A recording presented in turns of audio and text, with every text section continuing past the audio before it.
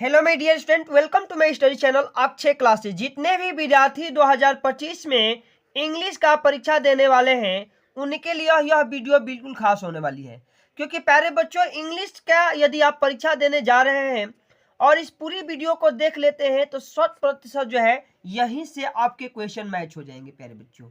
ठीक है, जितने लोग अंग्रेजी का परीक्षा देने जा रहे हैं उन वो लोग देख लीजिए 817 HN कोड का जो है ये पेपर है। ठीक है, और आपको बिल्कुल ऐसा ही प्यारे बच्चों पेपर मिलेगा। सर्वप्रथम आप यहाँ रोल नंबर और अपना नाम भर लीजिएगा, उसके बाद एक एक स्टेप समझिए कैसे अंग्रेजी का पेपर करना है ताकि एग्जामिनर आपका एक भी नंबर न काट पाए। ठीक है प्यारे बच्चों, तो सबसे पहले आपको इंस्ट्रक्शन पढ़ना है। जो समय मिलेगा वो 3 घंटे 15 मिनट के लिए मिलेगा। ठीक है, चलिए एक एक इंस्ट्रक्शन पढ़ लेते हैं। लिखा है कि the first 15 minute are allotted to the candidate for reading the question paper.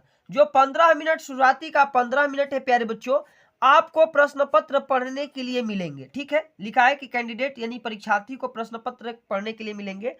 दूसरा है कि ऑल क्वेश्चन आर कंपलसरी, यानी कि सभी प्रश्न आपको करके आना है। और यहाँ प्यारे बच्चों आपको ट्रिक लगाना है, मैं बताऊंगा कैसे ट्रिक लगा करके आप पूरे पेपर को सॉल्व कर पाओगे। 3 नंबर है कि this question paper is divided into the 2 part, part A and part B. यह जो प्रश्न पत्र है यह 2 हिस्से में बटा हुआ है, पार्ट ए और पार्ट बी। ठीक है, लिखा है कि part A consist of the 20 multiple choice questions carrying 1 mark each. जो कह रहा है कि पहला जो पार्ट ए है इसमें 20 मल्टीपल क्वेश्चन जो है दिए गए हैं, जिसका प्रत्येक का जो है 1 नंबर मिलेगा। आगे लिखा है कि read the question wise instruction and mark your answer on the given OMR sheet. Do not erase, यानी मिचाड़े नहीं, कट कट का चिन्ह लगाए, यूज व्हाइटनर मतलब कि यूज व्हाइटनर नहीं करना है, ऑन द OMR शीट मतलब कि प्यारे बच्चों जो MR शीट है उस पर आपको कभी कट नहीं करना है, व्हाइटनर नहीं लगाना है और इरेज भी नहीं करना है।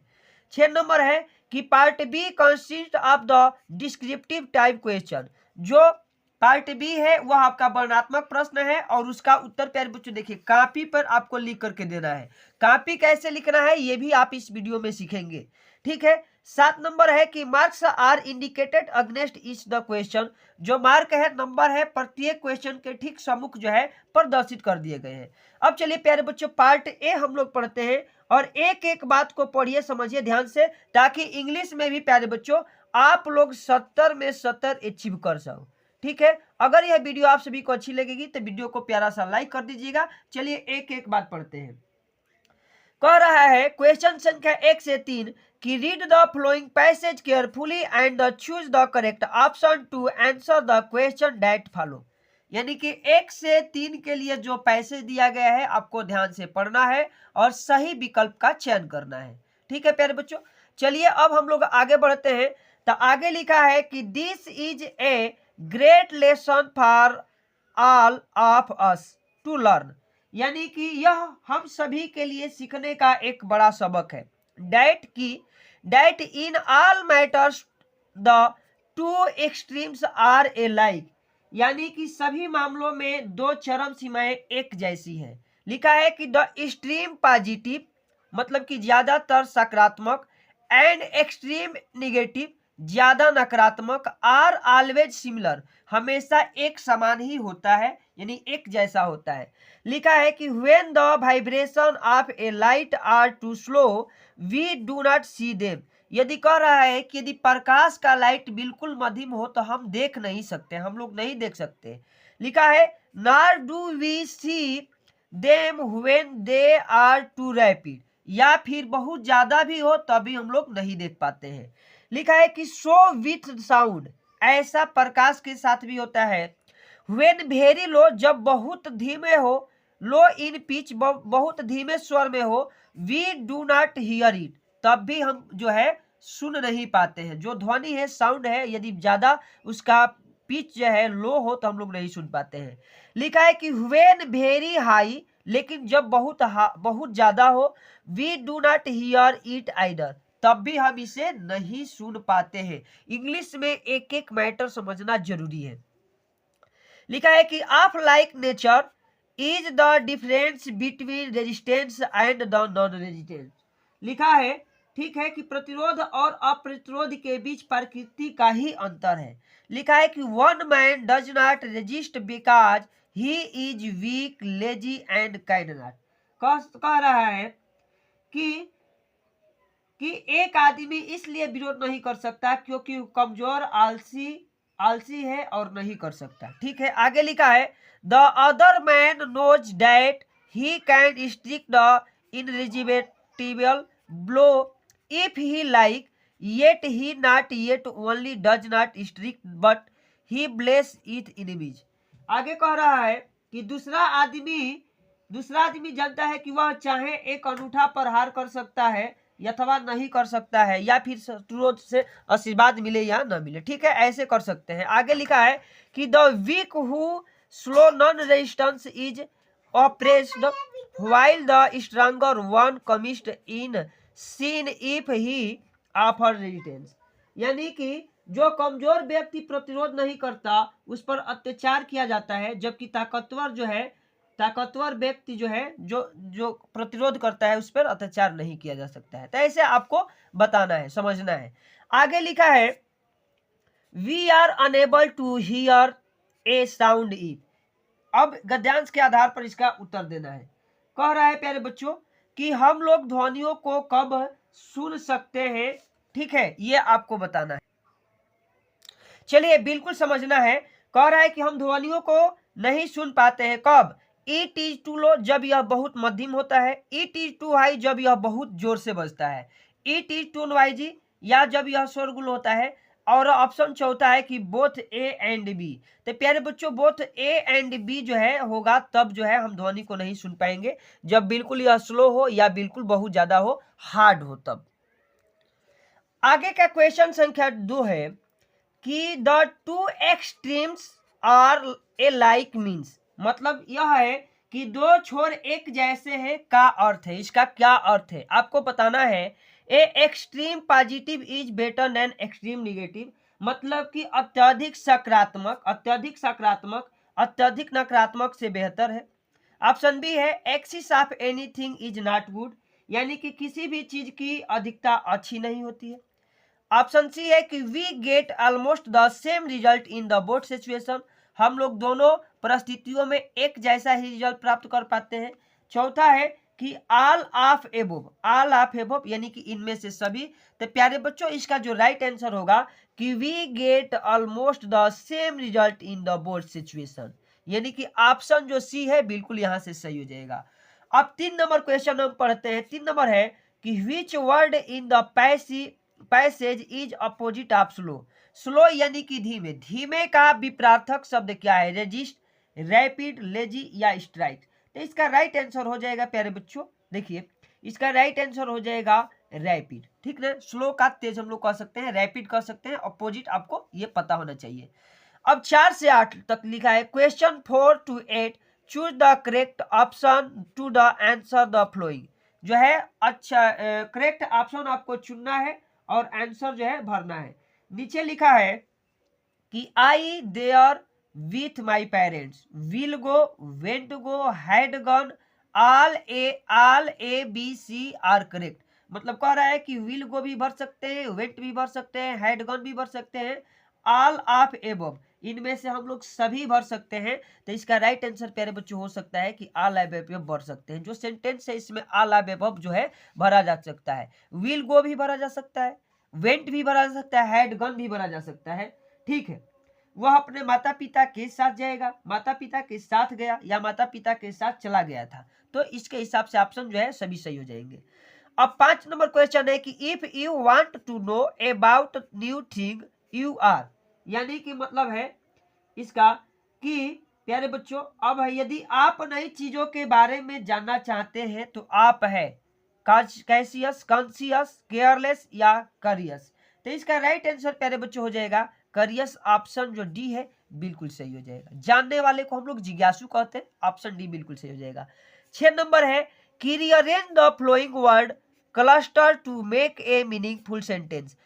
जो शब्द है अलग अलग दे दिए गए हैं, बीच में अब्लिक का निशान है आपको इसे क्या करना है, सजा करके जो है मीनिंगफुल सेंटेंस बनाना है। तो इसका राइट आंसर क्या हो जाएगा 6 नंबर में, जब आप बनाइएगा तो लिखना है यहाँ माई है और यहाँ पे ब्रदर है, तो यहाँ एक साथ हो जाएगा my brother loves to share his toys, यानी कि मेरा भाई प्यार के साथ खिलौने को क्या करता है, देता है, यानी हम सबको देता है, बांटता है, मिल करके खेलता है। आपको अब चलना है प्रश्न संख्या 7 की तरफ। 7 नंबर प्यारे बच्चों क्वेश्चन क्या है कि which of the following word is misspelled. Obedience है, तो इसका यही पहला ही गलत है। डी के बाद ए होना चाहिए, क्या होना चाहिए प्यारे बच्चों, ए होना चाहिए, जबकि ई दे दिया है, तो ऑप्शन पहला ही जो है आपको गलत शब्द ढूंढना था, तो यही जो है पहला वाला गलत लिखा गया है। 8 नंबर क्वेश्चन है कि he jumped the well to save the drowning girl. इसमें बताना है कि इन होगा, जंप्ड इनटू होगा, फ्रॉम होगा या एट होगा। तो जंप्ड के साथ जो कौन सा क्या लगेगा ये आपको बताना है। तो प्यारे बच्चों जंप्ड के साथ हम लोग इनटू का प्रयोग करते हैं, ऑप्शन बी यहाँ से बिल्कुल सही हो जाएगा। अब हम लोग आगे बढ़ते हैं 9 नंबर क्वेश्चन की तरफ। तो 9 नंबर क्वेश्चन क्या कर रहा है 9 से 10 की read the passage given below, जो नीचे दिया गया है पैसेज है उसको पढ़िए। चूज द करेक्ट ऑप्शन, सही विकल्प चुनिए to the answer the question that follow, यानी कि दिए गए प्रश्न का उत्तर देने के लिए। ये प्यारे बच्चों पढ़ना है।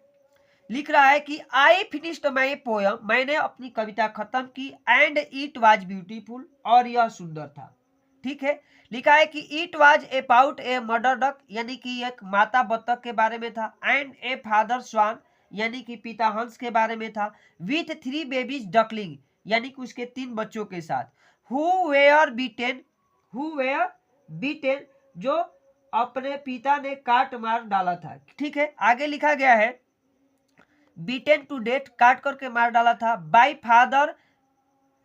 फादर पिता के द्वारा मार दिए गए थे, बिकॉज दे क्वैक्ड टू मच, यहां आपको बताना है क्योंकि वे बहुत चिल्लाते थे। लिखा है लकली, सौभाग्य से, mister Keesing took the joke to the right way, यानी कि सौभाग्य से किसिंग ने मजाक को सही तरीके से लिया। आगे लिखा है कि ही रीड द पोयम, उसने कविता पढ़ी, उन्होंने कविता पढ़ी। आगे लिखा है कि द क्लास, कक्षा में, एडिंग हिज ओन कमेंट, उन्होंने अपनी टिप्पणियां जोड़ी, and several other classes as well, और अन्य कक्षाओं में भी। ठीक है, आगे लिखा है सिंस, तब से, they I have been allowed to talk and have not been assigned on the extra homework. ठीक है, तब से मुझे बात करने की अनुमति दी गई और कक्षा में कोई अतिरिक्त होमवर्क नहीं सौंपा गया, ये आपको बताना था। ये पढ़ लिए, इसके आधार पर आप उत्तर दीजिएगा। यहाँ 9 नंबर है कि द एनीज पोयम, माने एनी के कविता में द डकलिंग यानी डकलिंग माने बत्तख के बच्चे, एंड फादर स्वान माने पिता हंस, सिंबलाइज मतलब किसका प्रतीक है ये बताना है। ठीक है, children and parents, any and mister Keesing, any and neighbours. ठीक है, क्लास एंड स्कूल्स।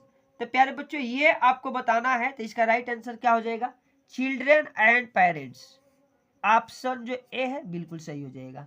अब हम लोग आगे बढ़ते हैं, तो आगे लिखा है 10 नंबर की mister Keesing had assigned any extra homework earlier because, ये इसका उत्तर बताना है कि श्री किसिंग ने पहले एनी को अतिरिक्त होमवर्क सौंपा था, क्योंकि आगे लिखा है ही हेटेड हर, वह उससे नफरत करता था, any was poor in the math, any जो है मैथ में कमजोर था।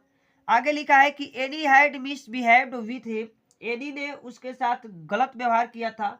या आगे लिखा है Anne talked much to the class, या एनी क्लास में अधिक बात करता था। तो आगे लिखा इसका आंसर हो जाएगा कि any was poor in the math, any जो है मैथ में जो बहुत था वो कमजोर था। ठीक है, आगे हम लोग पढ़ेंगे जो 11 नंबर क्वेश्चन। तो 11 नंबर क्वेश्चन प्यारे बच्चों देखिए, एक एक क्वेश्चन को आपको चुन करके पढ़ना है। 11 से 13, choose the correct option to the answer the following question, नीचे दिए गए प्रश्न के लिए करेक्ट ऑप्शन चुनना है। यह सिलेबस से आ गया। Mandela passed year in jail, Mandela ने जेल में कितने वर्ष गुजारे थे, 27 है, 32 है, 30 है या 29 है। तो इसका राइट आंसर क्या हो जाएगा कि 27 यानी कि 27 वर्षों तक जेल में गुजारा था। ये आपको बताना था। 12 नंबर क्वेश्चन है प्यारे बच्चों, mahseer is a found in cause, मतलब कि महासीर कहाँ पाई जाती है या कहाँ पाई जाती है, ये आपको बताना है।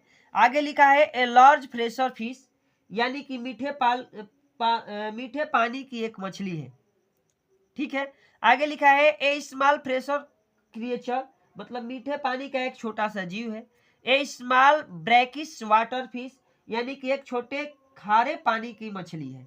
या लिखा है a large brackish water creature, या एक खारे पानी की बड़ी मछली है। ये आपको प्यारे बच्चों बताना है, ठीक है। तो इसका राइट आंसर क्या हो जाएगा, तो 12 का ए हो जाएगा, a large fresh water fish, ठीक है।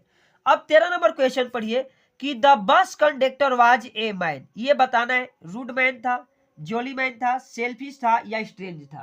तो असभ्य था, जाली था, स्वार्थी था या अजीब था। तो जो बस कंडक्टर था प्यारे बच्चों ये कैसा था आपको बताना था। तो जाली यानी कि जाली आदमी था, ठीक है। 13 का ऑप्शन जो है बी बिल्कुल सही हो जाएगा, ठीक है। अब हम लोग 14 नंबर क्वेश्चन पढ़ते हैं। 14 है कि read the given extract and choose the correct option to the answer following question. कह रहा है कि do not beat your nails Mandela, इसका अर्थ क्या हो जाएगा प्यारे बच्चों, तो इसका अर्थ होगा कि अपने नाखून को मत काटो। ये अमांडा है, थोड़ा गलती हम पढ़ दिए यहाँ। Don't hunch your shoulder Amanda, मतलब अपने कंधे मत झुकाओ अमांडा। Stop that slouching and sit of the straight Amanda, मतलब कि झुकना बंद करो और सीधे बैठ जाओ अमांडा, ठीक है। ऑप्शन ये 14 है। अब पढ़िए who is speaker in the above line, यानी कि ऊपर जो ये पंक्ति है ये किसके द्वारा कही गई थी, ये आपको बताना है।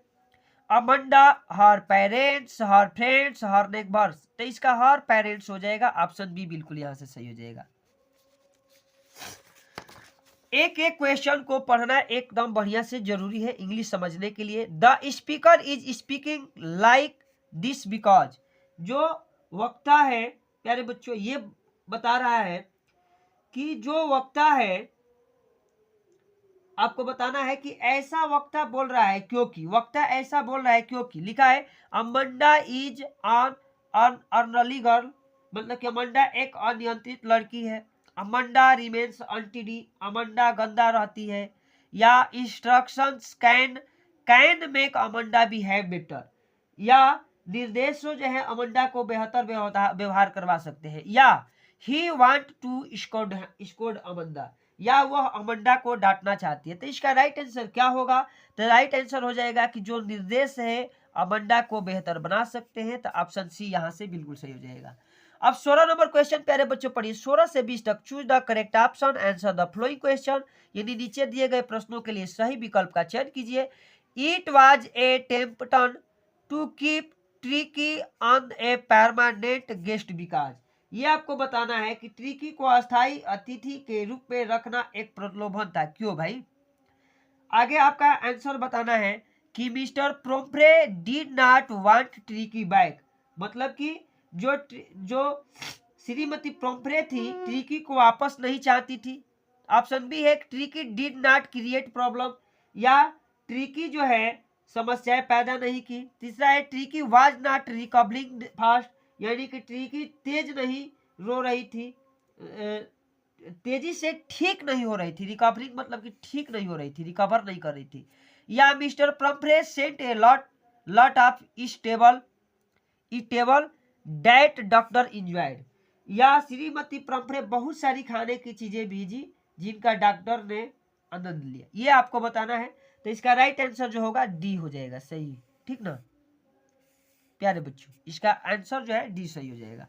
अब 17 नंबर क्वेश्चन पढ़ लीजिए। 17 नंबर क्वेश्चन है कि अनिल टाट हरि सिंह टू, अनिल ने हरि सिंह को क्या भाई सिखाया, कुक एंड राइट, खाना बनाना और लिखना। कुक राइट एंड नंबर्स, खाना बनाना लिखना और संख्याओं को गिनना, राइट लिखना। या कुक एंड एड नंबर, भोजन बनाना और संख्याओं को गिनना। ये आपको बताना था। तो इसका राइट आंसर जो हो जाएगा प्यारे बच्चों बी हो जाएगा, cook right and add number.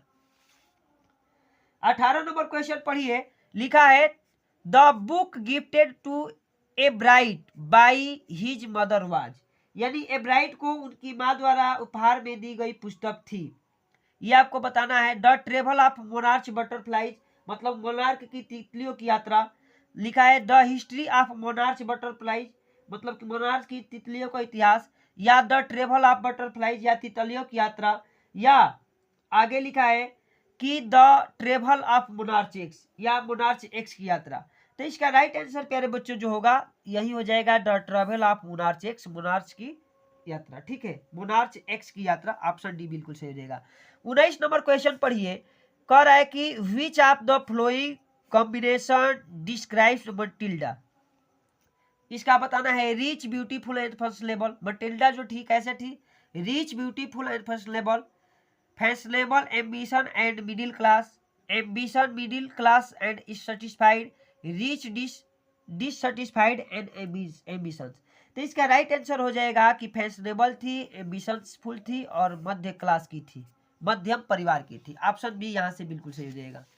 अब चलिए हम लोग 20 नंबर क्वेश्चन पढ़ते हैं प्यारे बच्चों। तो 20 नंबर हमारा क्वेश्चन जो है कि Bholi was sent to school because, ये आपको बताना है कि भोली को स्कूल क्यों भेजा गया। Her parents felt compelled to do, क्योंकि माता पिता उसके जो पिता ऐसा करना चाहते थे। Her mother wanted to get educated, everybody else sent to daughters to school, या it was necessary to the marriage.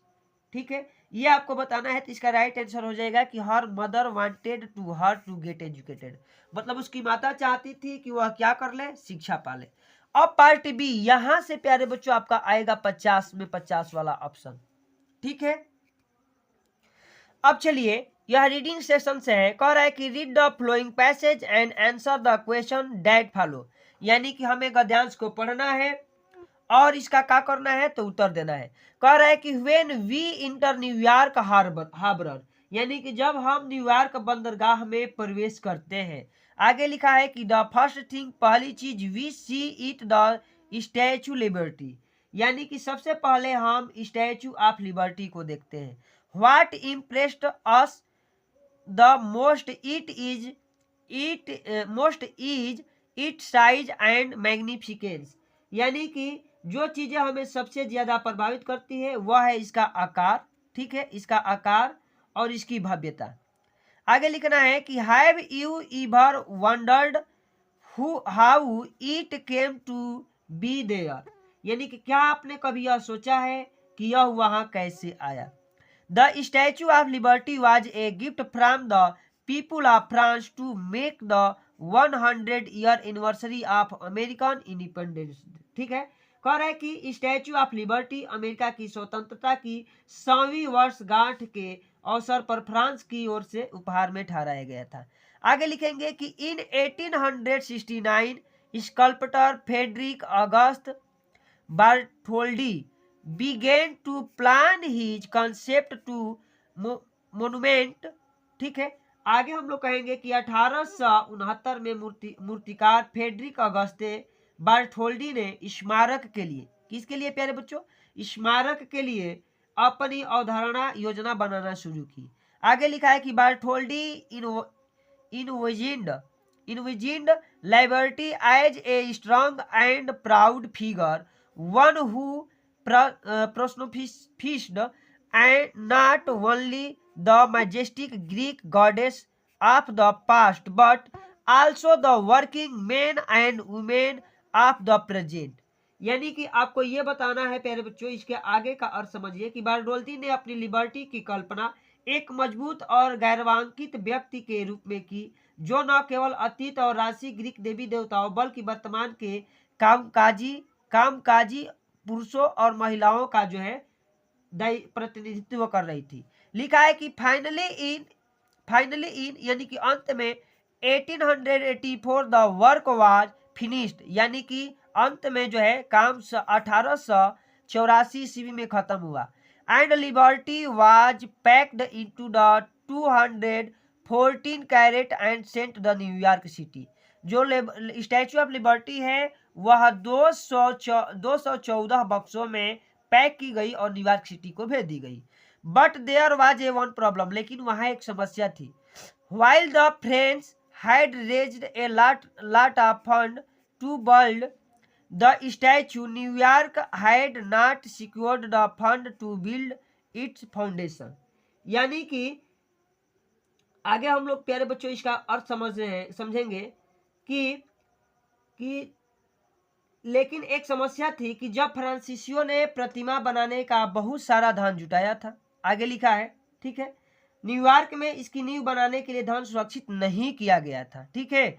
It was not until a New York newspaper implored people for the donation that money because the available, ठीक है।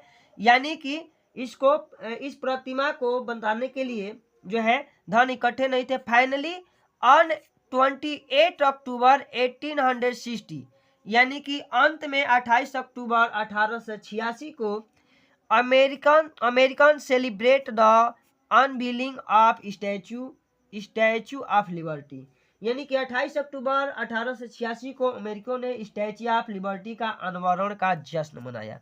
तो यही statue of liberty से ही आया था। ये आपको देखिए एक एक क्वेश्चन का अर्थ लिखना है। कह रहा है कि हुम does the Statue of liberty represent, यानी कि स्टैचू ऑफ लिबर्टी है वह किसका प्रतिनिधित्व करती है।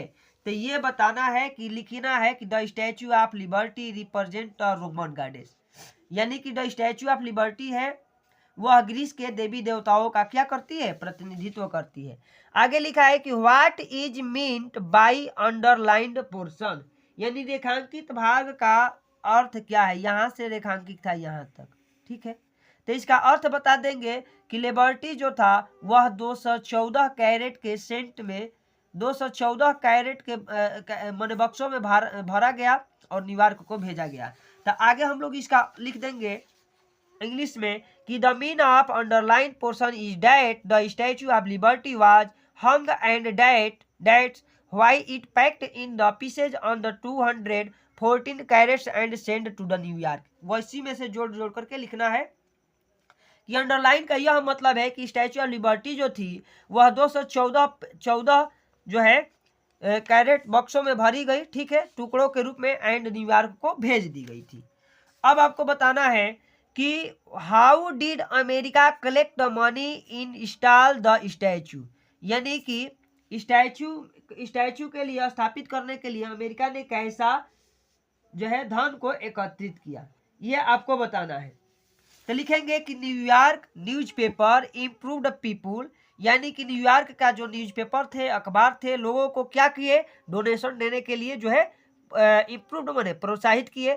That money because become available, इस प्रकार से क्योंकि धन को इकट्ठा किया जा सके। So now this step they get money to install the statue, मतलब कि इस तरह से वे लोग स्टैचू ऑफ लिबर्टी के लिए धन को इकट्ठा किए।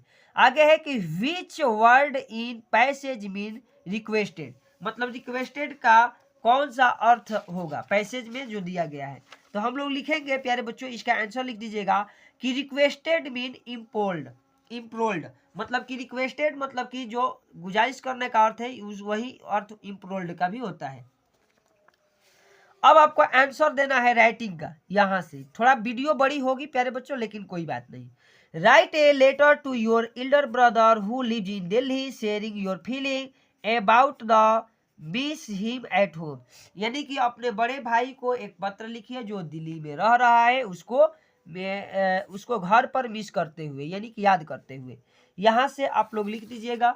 यहाँ से क्वेश्चन नंबर 2। और लेटर लिखने का तरीका समझिए। सबसे पहले आपको इधर जो है एड्रेस लिखना है, इंदिरा नगर दिल्ली, और ये पिन कोड है, डेट आप डाल सकते हैं। आगे लिखना है कि dear brother I hope you are doing well in the Delhi, how, मतलब कि प्रिय भाई मैं आशा करता हूँ कि दिल्ली में आप अच्छा कुछ कर रहे हैं। And how your job is going there, मतलब कि जैसे कि आपका काम अच्छा चल रहा होगा।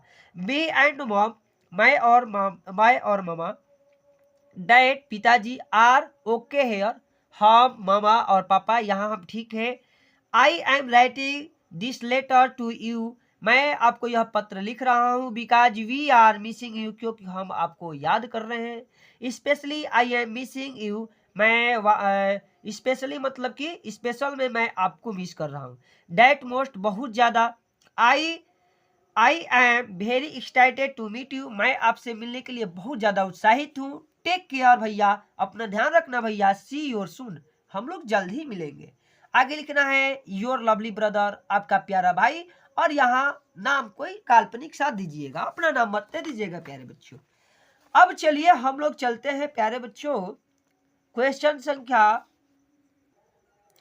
अब क्वेश्चन संख्या 3 पढ़िए। लिख रहा है कि right A report on the craft aviation in your school in the about 80 to 100 word. ठीक है, अथवा करके दिया है, अथवा करके दिया है कि look at the picture given blue, दिए गए चित्रों को ध्यान से नीचे देखिए। Taking clues from it right an article on advantage and disadvantage of internet, यानी कि इंटरनेट की खूबियाँ और इंटरनेट की कमियां पर आपको 80 से 100 वर्ड के बीच में क्या करना है, रिपोर्ट लिखना है। तो ये यहाँ रिपोर्ट में यहाँ इंटरनेट दर्शा दिया गया है और इन्हीं खूबियों और खूबियों को देख करके आपको क्या करना है, एडवांटेज लिखना है, डिसएडवांटेज लिखना है। तो सबसे पहले हम लोग प्रश्नोत्तर संख्या 3 लगाएंगे, क्वेश्चन आंसर संख्या 3, और लिखना है एडवांटेज ऑफ इंटरनेट, इंटरनेट की खूबियाँ लिखिए।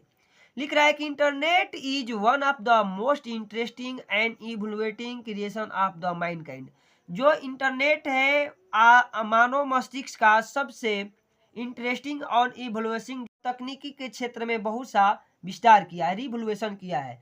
कहेंगे कि the internet has helped to cost effectiveness and easy abilities of the information, जो इंटरनेट है हम सभी को जो है सस्ती और आसानी से सूचनाओं को प्रदान कर देता है। तो ये एडवांटेज है।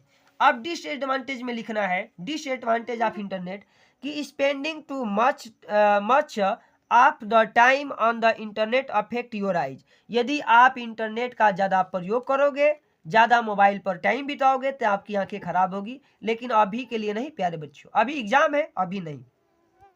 People using too much internet to get disconnected from the real world, जो आदमी है इंटरनेट के चलते वास्तविक दुनिया से जो है डिस्कनेक्ट हो गया है, हट गया है।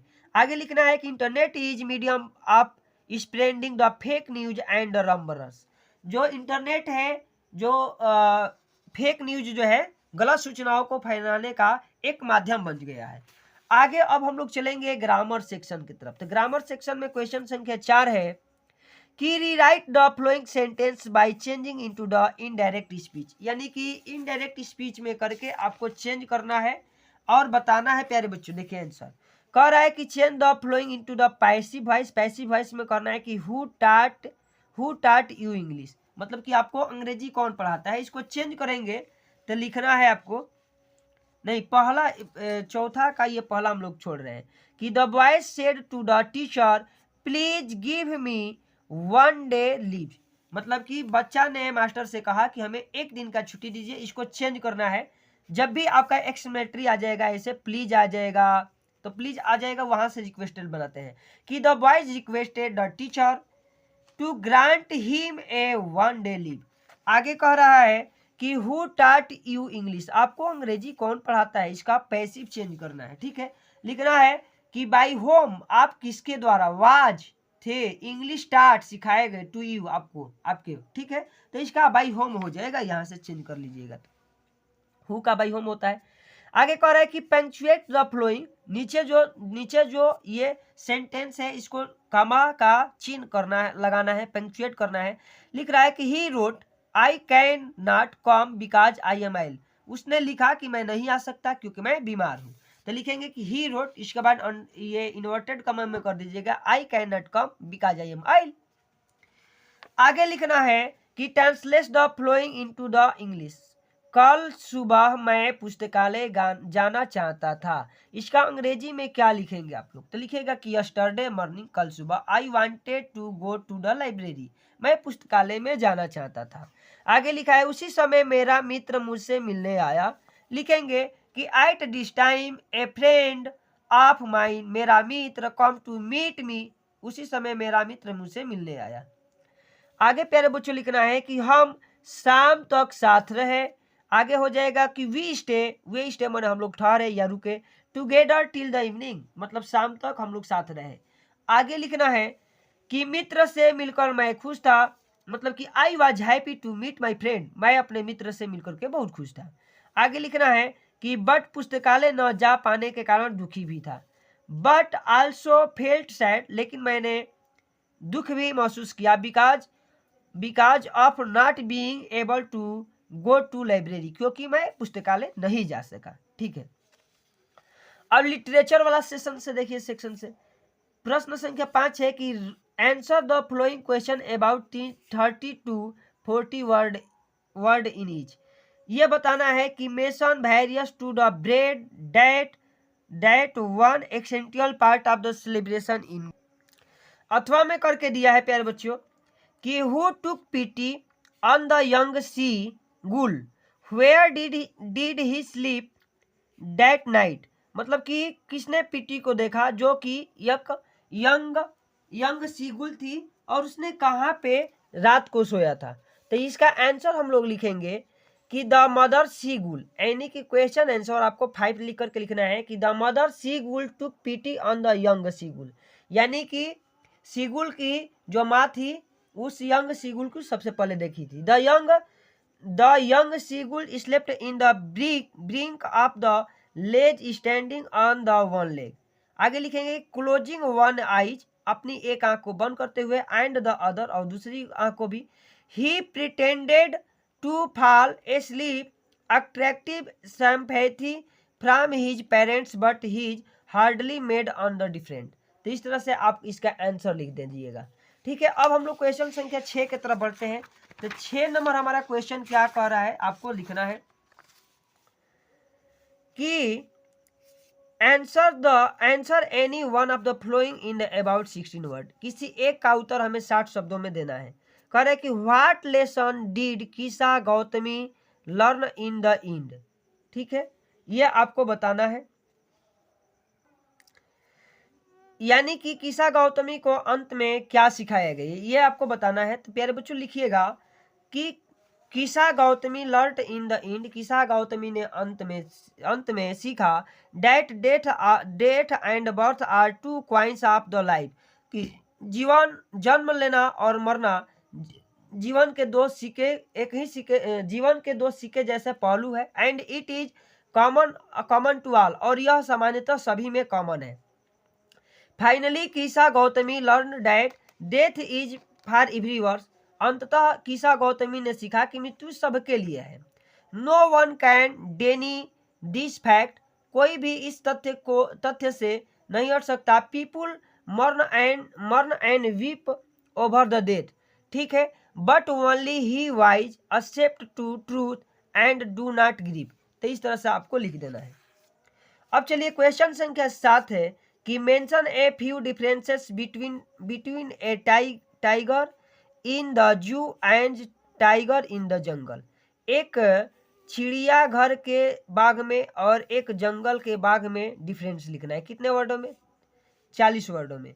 या लिखना है write 4 lines any poem prescribed in the your संबल, do not copy on the line given in his question paper. या आपको कोई पोयम का 4 लाइन लिखना है जो इसमें न दिया हो, तो आपको लिखना है प्यारे बच्चों।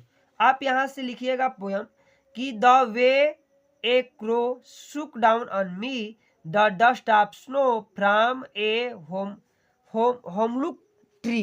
तो ये कविता लिख देना है। 8 नंबर क्वेश्चन है कि write the central idea of any poem following. ठीक है, एनी फ्लोइंग पोयम, यानी कि किसी एक का सेंट्रल आइडिया लिखना है। Fire and ice the trees का, या the tale of custard of a dragon, किसी एक का लिखना है। तो फायर एंड आइस का हम लोग क्या कर देते हैं प्यारे बच्चों, सेंट्रल आइडिया लिख देते हैं। लिखेंगे कि the fire and ice is symbol of poem by Robert Frost. ये आपको पहले पाठ का नाम लिखना है, उसके बाद उसके लेखक कौन है, रॉबर्ट फ्रॉस्ट है। The poet want to aware the humanity, जो कवि है लोगों में मानवता चाहता है। द एवरीथिंग विल एंड, कि प्रत्येक चीज अंत में खत्म ही होंगे, सबका अंत होगा। One day as the result is human misdeed. The poet says that both fire and ice is destructive, fire of violent desire will put on the world and in an end. तो इस तरह से आपको सेंट्रल आइडिया लिख कर आना है। 9 number question है कि answer any one of the flowing about 30 to 40 word, यानी 30 से 40 शब्दों में किसी एक का उत्तर दीजिए। कह रहे कि what did doctor do to cure Tricki, ठीक है, what did the doctor do to cure Tricki, यानी ट्रिकी को ठीक करने के लिए डॉक्टर ने क्या किया। आगे लिखना है कि tricky was treated by doctor Harriet without medicine और सर्जरी, जो ट्रिकी थी डॉक्टर हैरियट के द्वारा ट्रीटेड की जा रही थी, इलाज चल रहा था उसके द्वारा, और किसके, विदाउट मेडिसिन और सर्जरी, ना कोनो दवा, ना कोई दवा और ना कोई सर्जरी के द्वारा। He controlled the amount of the food he ate and gave him plenty of the water. He made Tricky played and exercised with the other dogs. In a surgery, Tricky gained energy. यानी कि जो doctor थे उसके खाना पर क्या किए, देखभाल किए, उसको पीने के लिए पानी दिए और वह जल्द ही ठीक हो गई, एक्सरसाइज भी करने लगी, ठीक है, एक्सरसाइज की और अपने कुत्तों के साथ जो है डॉग्स के साथ खेल रही थी, ठीक है, और इस तरह से उसने एनर्जी को गेन किया। अब आके आपको प्यारे बच्चों बताना है क्वेश्चन संख्या 10, किसी एक का ही उत्तर देना था। Answer any one of the flowing about in 60 word, किसी एक का उत्तर आपको कितने वर्ड में देना है, तो देना है प्यारे बच्चों 60 वर्ड में। कह रहे कि what could have happened if Matilda had not lost the necklet, ये आपको बताना है कि आगे हम लोग लिख देंगे 10 नंबर क्वेश्चन का कि Matilda would thus have known that the jewels in necklace were not real diamonds, जो नेकलेस था वो रियल डायमंड नहीं था। आगे लिखेगा कि it would have cost her a far lesser amount to replace it, Matilda would thus have saved herself and her husband all the trouble they went through, ठीक है। इस तरह से मटिल्डा जो थी खुद को और अपने पति को भी लूटने से बचा रही थी जैसे कि उसने सोचा था, या इस तरह से हो जाएगा, ठीक है। आगे प्यारे बच्चों आपका जो क्वेश्चन पेपर है बिल्कुल यहाँ पे खत्म हो जाएगा। तो अगर यह वीडियो आप सभी को अच्छी लगी है तो वीडियो को प्यारा सा लाइक कीजिए, अपने दोस्तों में शेयर कीजिए, और अक्षय क्लासेज पर पहली बार विजिट किए हैं तो अक्षय क्लासेज को सब्सक्राइब कर लीजिए।